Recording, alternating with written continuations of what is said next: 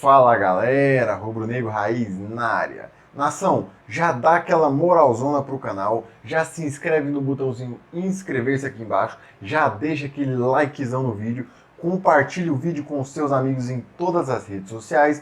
Fez isso? Então bora pro vídeo, nação.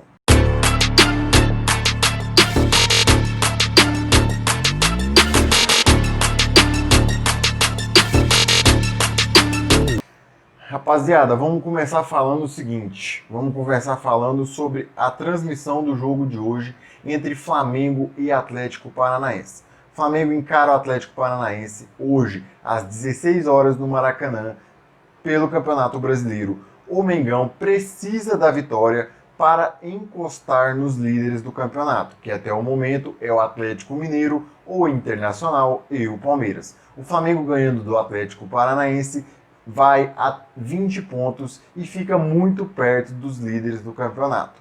Galera, é o seguinte, para quem não sabe, Flamengo e Atlético Paranaense terá a transmissão da Rede Globo às 16 horas. Então fiquem atentos, Flamengo e Atlético passará na Rede Globo em canal aberto. Para aqueles que não sabiam, para aqueles que estavam perguntando, Flamengo e Atlético Paranaense às 16 horas ao vivo na Rede Globo. Vamos para a próxima notícia. Rapaziada, é o seguinte, eu vim trazer para vocês aqui uma provável escalação do Flamengo contra o Atlético Paranaense. Como vocês sabem, o Flamengo tem mais 9 reforços para o técnico Domenech. Aqueles atletas que foram infectados após o jogo contra o Barcelona de Guayaquil testaram negativo em novos exames e estão à disposição. Entre eles são Gabriel Batista, os zagueiros Rodrigo Caio, Léo Pereira, Gustavo Henrique e Tuller, o Willian Arão, o Everton Ribeiro, entendeu? Entre outros. Esses atletas estarão à disposição do técnico Domenech para a partida de hoje. Isso não significa que esses atletas irão iniciar a partida, pois acabam de retornar do Covid-19 e treinaram apenas no dia de ontem, no caso no sábado. Então vou passar para vocês aqui o que eu acho que será a possível escalação do Flamengo no jogo de hoje.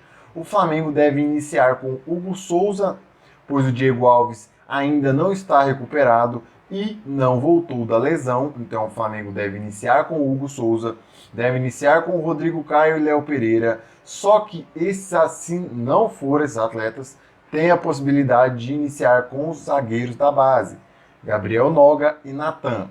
Na lateral esquerda deve-se retornar o Felipe Luiz, pois ele já vem treinando e está à disposição. O Isla também é o mesmo caso, deve retornar, ou seja, o Flamengo vem com na zaga, na defesa, Hugo Souza, Rodrigo Caio, Léo Pereira, Felipe Luiz e Isla, entendeu? Ele vem com a nossa defesa titular.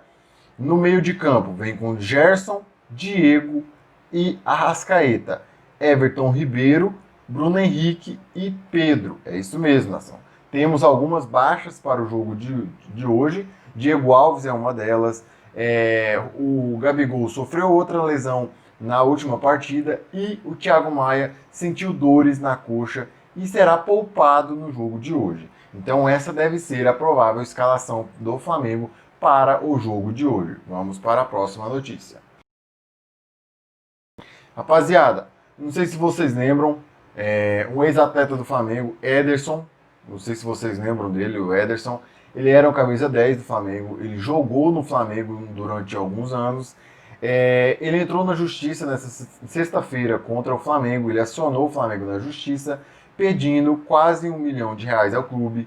O ex-jogador alega danos morais, tratamento inadequado da grave lesão que sofreu e algumas quebras de contrato. A grave lesão, no caso, é aquela lesão que ele recebeu a entrada do Fagner, entendeu? Aquela entrada criminosa do Fagner, e o atleta alega que o Flamengo não tratou ele devidamente. O Ederson alega que, na época da lesão, o Flamengo não tratou a lesão dele como devia e fez com que o atleta retornasse antes de ter a lesão 100% curada. E isso causou alguns danos, o atleta conviveu com dores e acabou se aposentando. Ele alega que o Flamengo foi displicente, o Flamengo não tratou a lesão dele e por isso pede uma indenização para o Flamengo. Ele também pede ressarcimento de alguns salários, entendeu? Alguns direitos de salários que ele tinha também na época. Aí, ó, o Flamengo recebeu a notificação nesta sexta-feira sobre a audiência virtual marcada para o dia 17 de dezembro. No total, Ederson cobra R$ 937.500 em relação aos danos morais. O valor é de 100 mil em relação aos danos morais, entendeu?